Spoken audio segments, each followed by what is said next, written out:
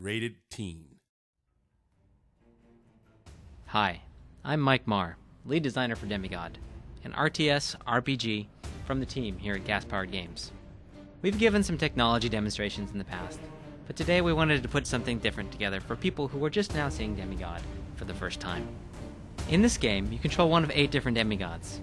In this case, I've chosen the Rook. He's the guy you'll see on the cover of the game.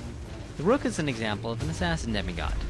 Even though there are buildings and reinforcements scattered through the arena, as an assassin character, I don't directly control any of that.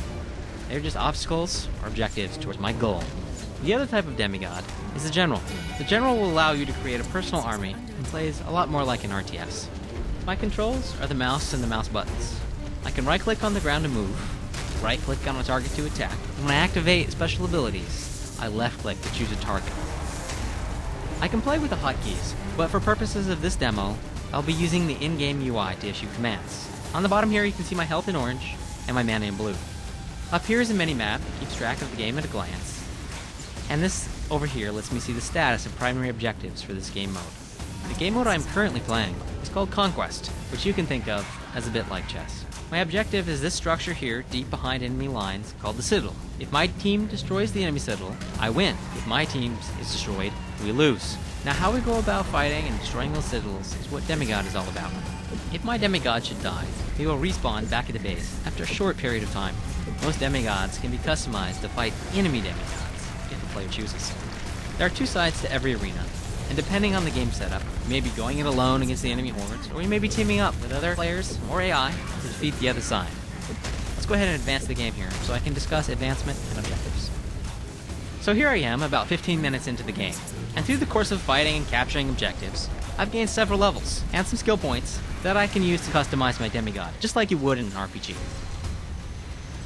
Another way that I have advanced in the game is by earning gold from scoring kills, killing reinforcements, and controlling mines.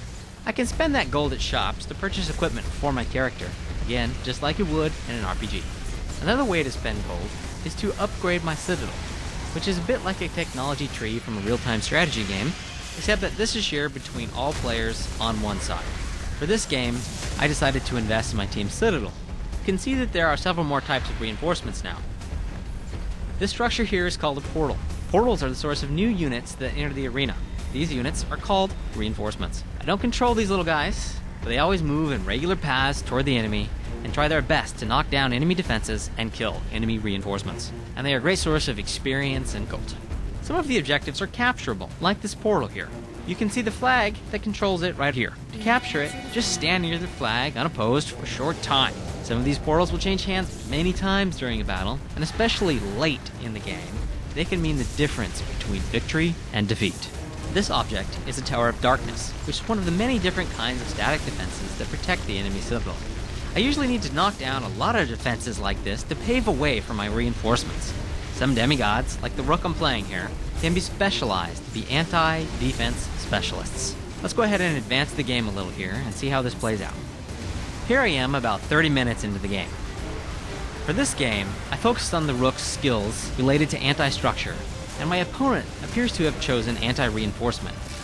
Although I have cleared a few paths towards the enemy citadel, he is keeping my troops at bay and racking up a lot of experience in the process. Now, I've bought a few pieces of defensive equipment with my gold, but I've chosen to spend quite a bit of it on my citadel upgrades. As a result, my defensive towers hit a lot harder, my reinforcements are tougher, and there are more types of reinforcements, like priests and angels, coming through my portals.